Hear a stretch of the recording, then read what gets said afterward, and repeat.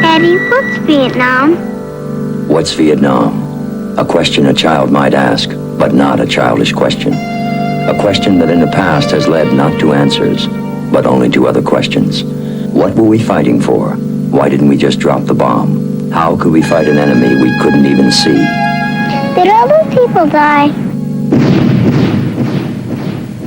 Time Life Books and Boston Publishing present The Vietnam Experience, the series designed to answer the nagging questions. Did we win the war, Daddy? Each volume looks at the war from every point of view. No matter where you stood, you'll gain new insights into your own position, as well as those you may have opposed. You'll attend secret meetings at the White House and walk into an ambush to draw enemy fire.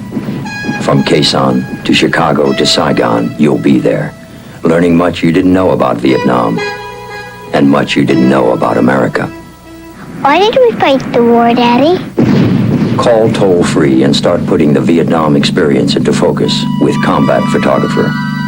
You'll see what it was like over there from a perspective the media couldn't provide, an historic perspective that only now are we able to consider. It is important that we honor and remember those who gave their lives for our country. But honoring isn't enough. Remembering isn't enough. We must answer the question, what's Vietnam? For ourselves and for the next generation. Will I have to fight in a war, Daddy? To order your first book, call now, 1-800-228-3600. It will be sent to you free for 10 days. Keep it and pay just $14.95 plus shipping and handling. Others will follow about one every other month. Keep the ones you want.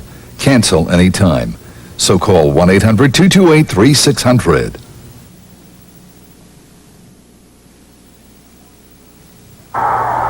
Warren Giles, president of the National League, presents a portrait of pride and confidence.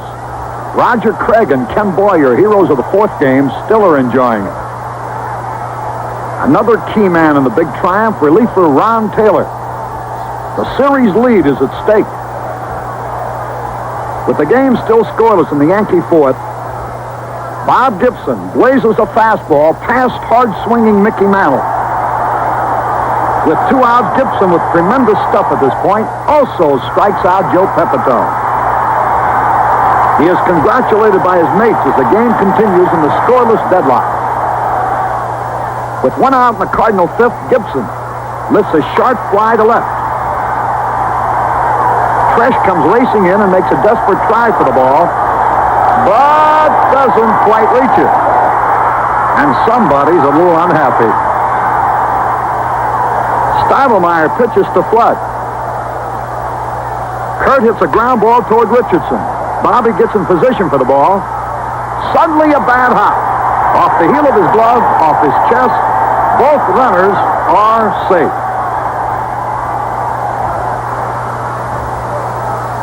Stivelmeyer is in a jam with Brock up and Gibson on second.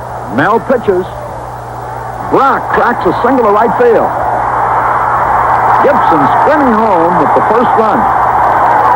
Before the inning is over, the Cardinals have added another run and lead 2-0.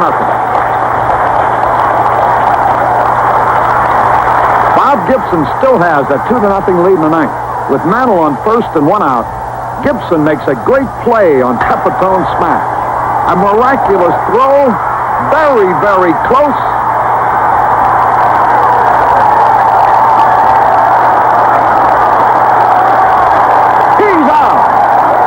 Pepitone rushes umpire Al Smith, and so does coach Jim Gleason. Manager Berra joins the argument. He pushes Pepitone away to keep Joe out of further trouble.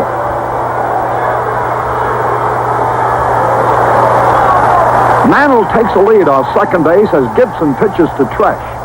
And Tom drives the ball deep to right center. It's a home run into the bleachers beyond the scoreboard.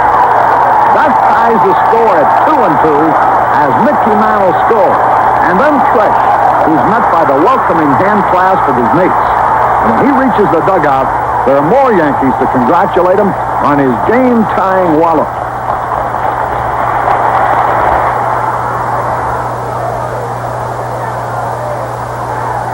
in the 10th inning with Bill White on third base and Dick Grote on first base and 1 out, Nicholson pitches to McCarver, and Tim takes a vicious cut. It's a long one, way back. Mantle heading for the stands and might be out of there. It is a home run. And the Cardinals jump ahead 5-2 as 3 runners score. The homer was his 3rd hit of the game, his 8th of the series, sending his average soaring to .471.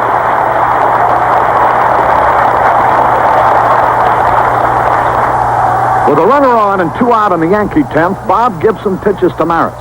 Roger lifts a foul behind third. Boyer makes a spectacular catch right over the head of National League President Warren Giles. The Cardinals win a dramatic 5-2 victory that gives them a 3-2 edge in the series. They swarm around Ken Boyer and then Gibson, with a jubilant youngster also giving a hug to the pitcher.